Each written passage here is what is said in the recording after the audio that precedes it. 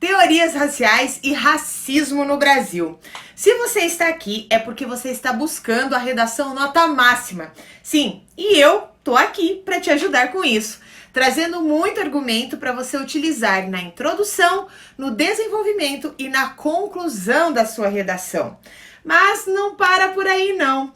O tema que eu escolhi faz parte da nossa lista de temas prováveis para os concursos e os vestibulares desse ano. Por isso, eu escolhi um tema que com muita frequência aparece aí nas propostas de redação. O tema é sobre racismo no Brasil. Mas como você está aqui para argumentar muito bem, nós vamos aprofundar esse debate com muito conhecimento histórico, o que nós chamamos de alusão histórica para a redação. Bom, se você costuma visitar o nosso canal no YouTube, assistir os nossos vídeos no Instagram, com uma certa frequência, provavelmente você já assistiu alguma aula que eu oriento o uso de citações de filósofos, sociólogos e outras personalidades relevantes para que você possa se inspirar e usar na redação. Mas você sabe por que conhecer algumas citações, né? E isso é importante, né? Para as redações, mas você sabe como inseri-las corretamente no seu texto? Porque entender a fundo esses pontos é muito importante para que a utilização desses elementos realmente faça sentido, ou seja, a utilização da citação, que ela realmente faça sentido no seu texto. Não basta você colocar a citação simplesmente por colocar, tá? Afinal, porque apesar da possibilidade dessas citações impactarem positivamente em um texto, as citações elas devem ser usadas apenas quando tiverem um propósito e acrescentarem algo ao que você está dizendo. Então, a citação, ela é a utilização de uma ideia ou a opinião de uma pessoa em um próprio texto para diferentes fins, né? Como, por exemplo, reforçar um posicionamento ou explicar algo, por exemplo. Então, para isso que você deve referenciar, por exemplo, o autor sempre. Então, a nossa aula hoje está cheia de referências e você precisa saber usar essas referências, tá? Mas você quer ver como? Presta atenção nessa frase que eu vou te dizer agora. Abre aspas. Considerei a existência de Deus e decidi que há uma boa chance de que ele exista. Se ele realmente existir, deve estar trabalhando em um plano. Portanto, se devo servir a Deus, preciso descobrir o plano e fazer o melhor possível para ajudá-lo em sua execução. Como descobrir o plano? Primeiramente, procurar a raça que Deus escolheu para ser o instrumento divino da futura evolução. Inquestionavelmente, é a raça branca. Devotarei o restante da minha vida ao propósito de Deus e a ajudá-lo a tornar o mundo inglês. Fecha aspas. O que você achou dessa frase? Ela foi dita por Cecil Rhodes, um colonizador britânico, e evidencia uma forma de pensamento e uma visão de mundo dos europeus típica do século XIX. Você vai dizer assim, prof, eu jamais vou decorar essa frase inteira. E tudo bem, tá? Você não precisa fazer isso. Mas, prof, eu gostei da ideia e seria muito interessante poder utilizá-la, né? Como que eu faço isso? Então, existem outras formas de fazer citação, tá? Mas nesse caso, você fará a citação indireta, tá? Essa forma de citar é feita por meio de paráfrase, ou seja, com as suas próprias palavras e sem a necessidade, por exemplo, de inserir aspas. Você explicará uma ideia ou uma frase, também referenciando a quem pertence. Você precisa dizer que essa frase é do Cecil Rhodes, tá? Que esse pensamento da qual você se apropriou para a sua redação. Nesse caso, a citação ela é modalizada de acordo com a visão sobre o que foi dito. Então, como que você diria? Como que ficaria, por exemplo, uma citação indireta dessa frase que eu acabei de te falar? Cecil Rhodes, assim como muitos homens do seu tempo, era um profundo defensor da superioridade da raça branca em relação às demais raças. Para ele, as sociedades não europeias eram vistas como inferiores, selvagens, desprovidas de desenvolvimento e civilidade, sendo marcadas pelo atraso e pela barbárie. Claro que aqui, né, você não vai decorar essa frase também, mas é a ideia que você tem que passar para o seu texto. Tá? Então, se você quer entender melhor tudo isso, para poder usar, por exemplo, em seu desenvolvimento, então eu vou te ensinar um pouco mais sobre o assunto de teorias raciais e racismo. Vamos lá? Bom, teorias raciais, em muitos momentos, elas foram utilizadas para justificar projetos públicos marcados pela segregação e pela desigualdade. É possível dizer que, na história, nada é exatamente uma coincidência, tá? Não poucas vezes, o que se parece como um mero descuido carrega muita intenção. Assim como traz certas marcas do passado que insistem em se apresentar no presente.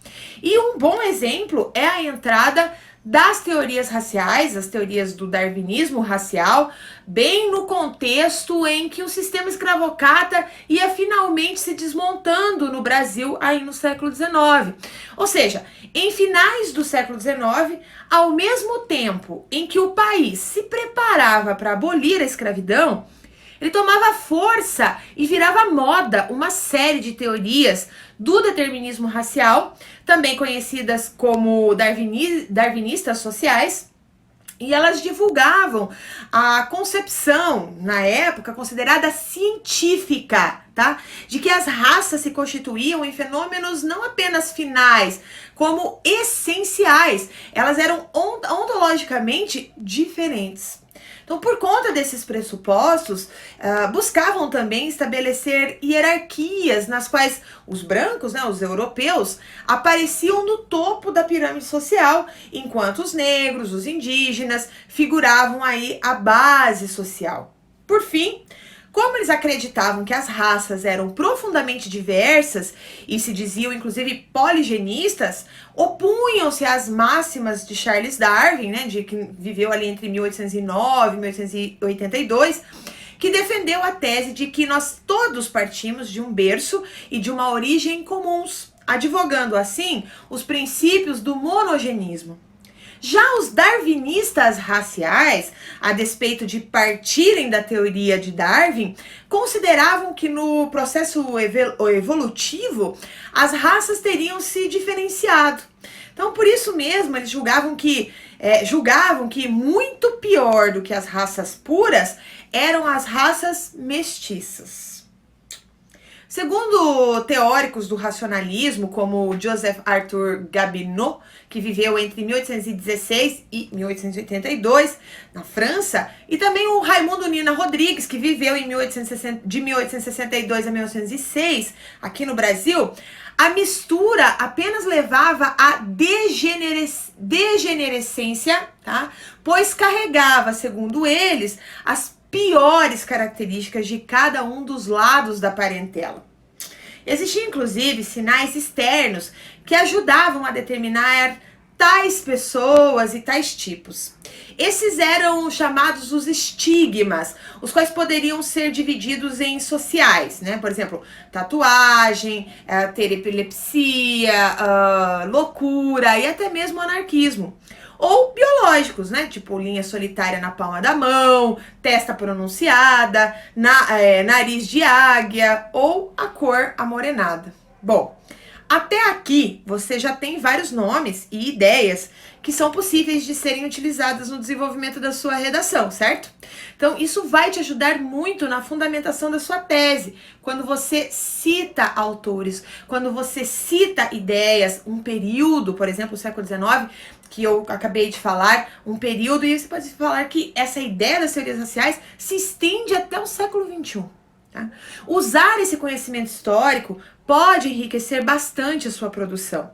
É uma forma de denotar conhecimento e também a capacidade de relacionar ideias, que muitos alunos têm dificuldade de fazer uma relação entre uma ideia e outra, tá?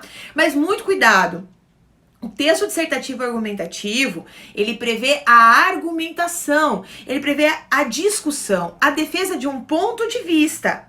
Isso significa que não se deve ficar apenas na exposição dos fatos, tá?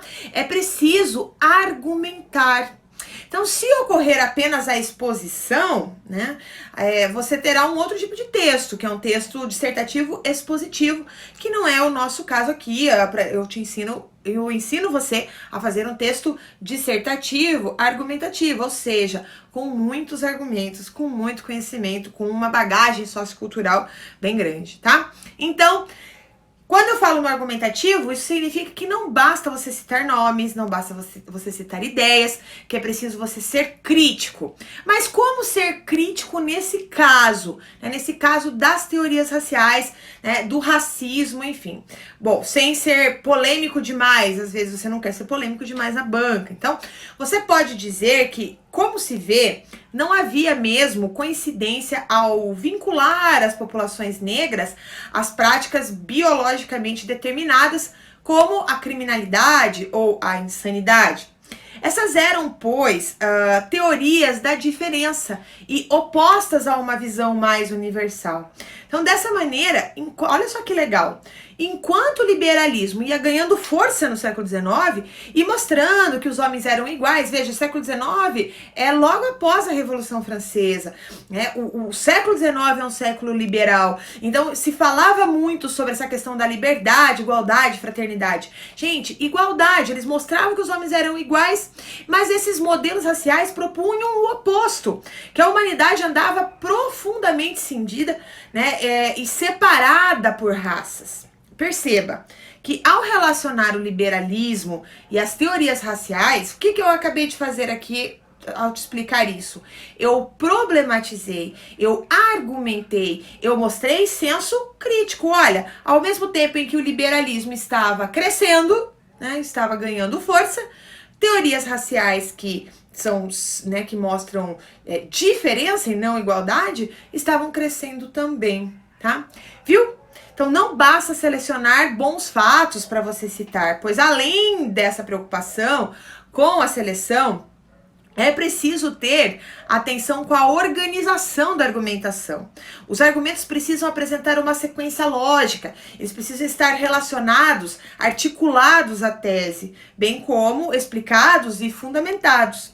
Então isso é fundamental para você garantir uma boa nota, facilitar a compreensão das suas ideias e alcançar aí a persuasão, né, o convencimento daquele que lerá a sua redação. Entendido isso? Bom, mas eu tenho mais fatos e ideias para explicar para você. Se você é da área do direito ou está estudando para carreiras policiais, possivelmente você já ouviu falar em Césare Lombroso, que viveu entre 1835 e 1909, um cientista, psiquiatra, higienista italiano, né? Ele chegou a criar uma escola de antropologia criminal que pretendia, a partir de tais estigmas, prender criminosos antes mesmo que eles cometessem o crime. Veja só. Cada época carrega a distopia que bem merece, né? Bom, se você fará concurso para o DEPEN, para a Polícia Civil do Distrito Federal ou outro concurso na área policial, você deve treinar para escrever uma redação sobre encarceramento. E que tal usar Césare Lombroso na sua argumentação sobre o tema? Veja como que ficaria, por exemplo, uma redação utilizando as ideias de Lombroso para caracterizar, por exemplo, o sistema carcerário brasileiro. Claro que isso é só uma ideia e que você pode argumentar de uma maneira muito diferente dessa. Mas eu trouxe essa informação porque a maioria da população carcerária no Brasil é negra, tá? Mas vamos lá, ao nosso modelo de ideias, que não é uma redação pronta, mas eu quero te mostrar como você vai relacionar o seu argumento, ok? Bom, você pode dizer que o Césare Lombroso, conhecido como o pai da criminologia moderna, se dedicou a definir e relacionar certo biotipo a criminosos. Como era esse biotipo? Alto, lábios grossos, orelhas grandes, nariz largo, E a conclusão, e essa conclusão, inclusive, ele chegou por meio da chamada biometria craniana, daqueles que haviam cometido crimes das mais variadas qualificações. Tá? Então, logo depois, tais teorias foram acolhidas por alguns outros estudiosos e utilizadas a fim de estruturar o mais conhecido racismo científico. Tá? Por certo, as ideias de Lombroso se espalharam mundo afora, chegando aqui no Brasil. Contudo, aqui a tentativa falha de embranquecimento populacional, que a gente tentou fazer embranquecimento populacional por meio da chegada de imigrantes europeus, acabou se tornando-se a representação do fracasso, já que no Brasil, né, pretos e pardos que compõem a população negra do país são a maioria, segundo os dados do Instituto Brasileiro de Geografia e Estatística, conhecido aí como o IBGE. Tá? Bom, isso significa que o brasileiro, de maneira geral, possui um perfil da famigerada e determinada cara de bandido. Seria coincidência, afinal, que 60% da atual população carcerária do Brasil seja de pessoas com essas características? Tá? Bom, é perceptível o quão padronizada é a grande parte da população encarcerada no Brasil. Não sei se você já sabe, mas a maior parte da população encarcerada no Brasil é homem com ensino fundamental incompleto, baixa renda, preso por tráfico e negro.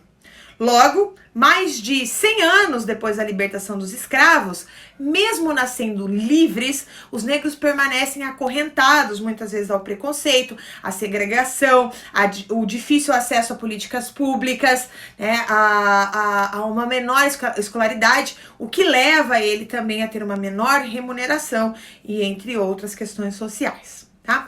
Bom, segundo o filósofo Jean-Jacques Rousseau, as correntes que seguem esse homem é a cor da pele, tá? E como ela influencia numa simples abordagem policial, por exemplo, e faz com que situações que poderiam acabar em medidas socioeducativas para um usuário de entorpecentes, por exemplo, acabam tendo destino certo, né? Ou seja, mais um preso como traficante, alimentando aí ainda mais as cadeias já superlotadas. Essa é uma discussão complexa, tá? Ela faz parte de uma discussão bem maior, que é a questão da lei de drogas, que hoje não dá pra falar aqui, mas para quem já sabe qual é a discussão da lei de drogas vai entender um pouco melhor o que eu tô falando nessa relação da população carcerária, aí ser negra e estar relacionada à questão do tráfico de drogas, tá bom? Bom, então essa é uma palhinha para você entender como desenvolver uma redação usando um bom repertório sociocultural e sendo crítico ao mesmo tempo, relacionando essa questão das teorias raciais, vai que aparece na sua prova, né? As teorias raciais e a questão da população encarcerada, certo? Bom, mas vamos continuar e falar mais sobre o assunto. Para você aprender ainda mais sobre as teorias raciais, para utilizar uma redação que aborde temas relacionados ao racismo, ou outros temas transversais que se relacionam à população negra, como eu acabei de citar, tá? Então, esses modelos que eu citei até agora geraram práticas políticas públicas, né, políticas sociais, como, por exemplo, a eugenia, cuja palavra quer dizer boa raça, e que procuravam impedir ou cercear casamentos entre raças diversas, enquanto animavam aí as políticas de branqueamento que no Brasil fizeram, aliás, um imenso sucesso. O suposto era que, como a raça branca era considerada superior, você viu isso inclusive nas palavras do Cecil Rhodes, que eu falei no começo dessa aula, tendia a predominar sobre os demais. Então, em um século, o Brasil seria branco, grego, olha só, afirmavam o João Batista Lacerda, que era o diretor do Museu Nacional, em seu folheto sobre o chamado Sobre os Mestiços, que foi apresentado num Congresso Universal das Raças em 1911 em Londres, tá? Então, não contente, o representante brasileiro naquele certame ainda apresentou uma tela chamada Redenção de Cã, do acadêmico espanhol Modesto Brocos, como exemplo e ilustração. Dá um Google aí e procura essa tela do Brocos, a Redenção de Cã. Bom, nela, uma senhora negra, localizada mais à esquerda da tela, olha para os céus em claro sinal de milagre. E ela há de ser avó de um rebento que é o motivo central da pintura. Por outro lado, do lado direito, um homem representado como português, né? Por conta da sua cor branca, bigodes e chinelos, olha para sua cria, né? E sorri. Então, no centro está a mãe de traços menos pronunciados, cabelos presos num coque, né? E um dedo apontado para a frente e olhando para o seu filho no colo. Ele é branco, de olhos azuis e cabelos quase lisos. Bom, a pintura remete a um evento bíblico em que Cã, o caçula dos filhos de Noé, por ter zombado do seu pai quando ele estava ébrio, tá? Teria sido condenado a errar pelo mundo. E ele representaria também a raça negra, que desde então foi obrigada à saga do nomadismo.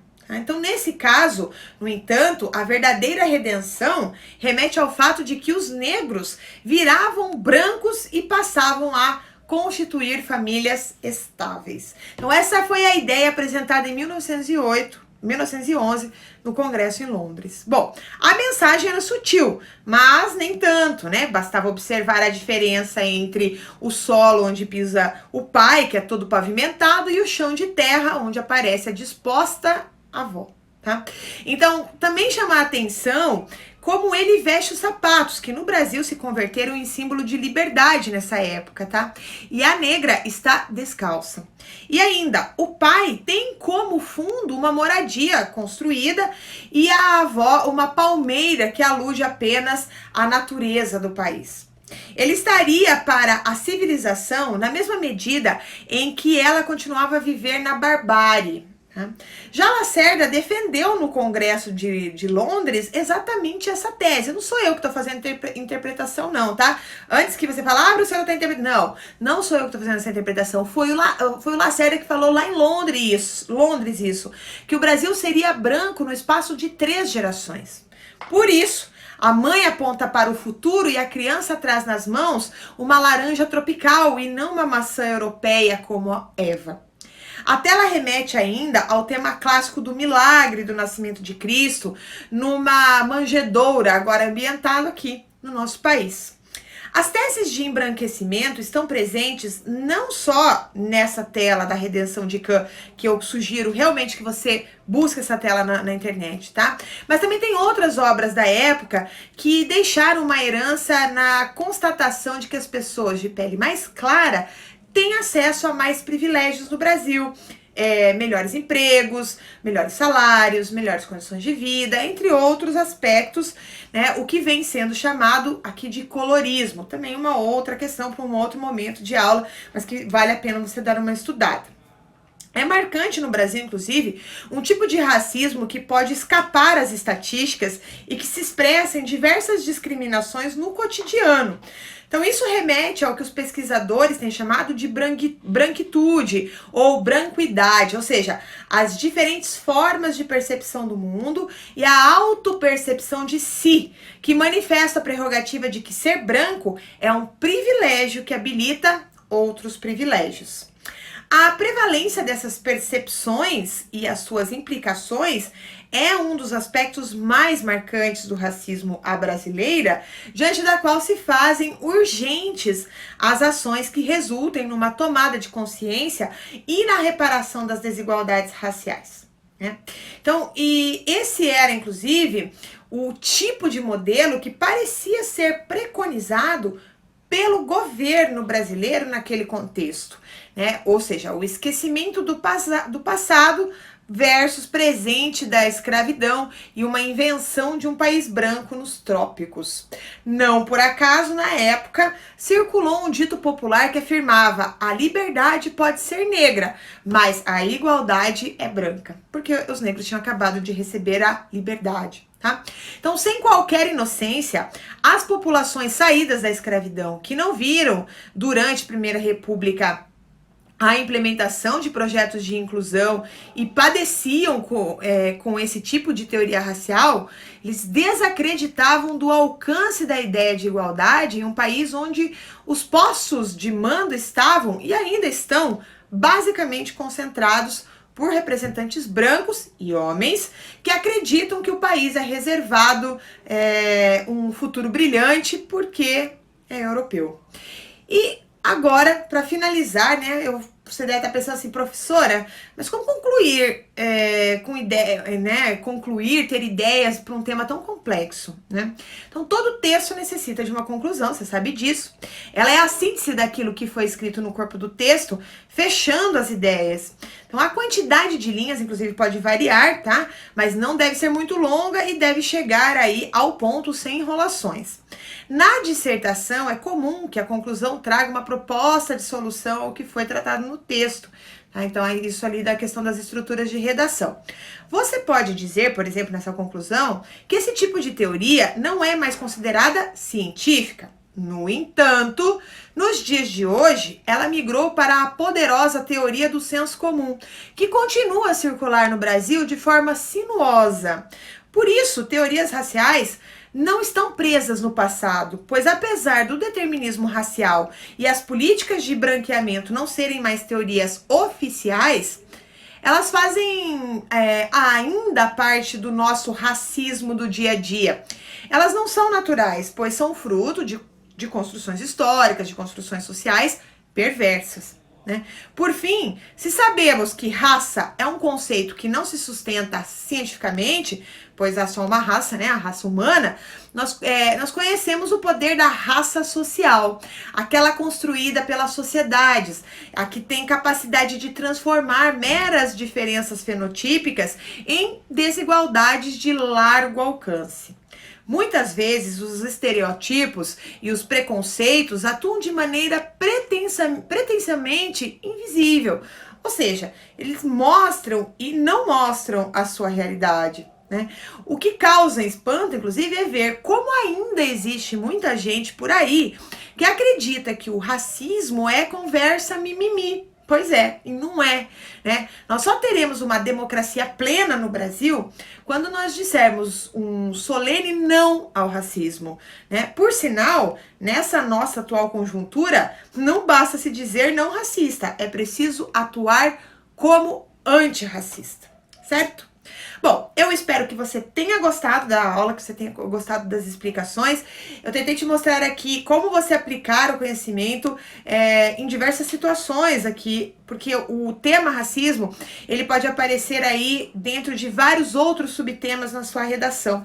Eu poderia fazer um módulo gigantesco só falando sobre isso para você, né? Porque é claro que numa aula de 30 minutos, a gente acaba ficando bastante restrita e tentando trazer o essencial. Mas aqui a gente tem muita coisa ainda para discutir, como eu até sugeri, eu fiz até algumas sugestões aí de busca na internet. Vai atrás do colorismo, vai atrás de outros conceitos que eu falei para você aqui, porque serão muito úteis para a sua vida e para a sua redação. Eu espero que você tenha gostado, dê um like nessa aula, comenta, conta aí pra gente o que você achou dessa aula, se você concorda comigo ou se você não concorda, né, comigo, se você tem algo a acrescentar, algo que você leu, algo que vai ajudar pro meu conhecimento, pro conhecimento de todo mundo que assiste o nosso canal, que vai conhecer aí você também, certo? Um grande beijo e agora é com você. Faça sua redação sobre teorias raciais e racismo no Brasil. Até mais!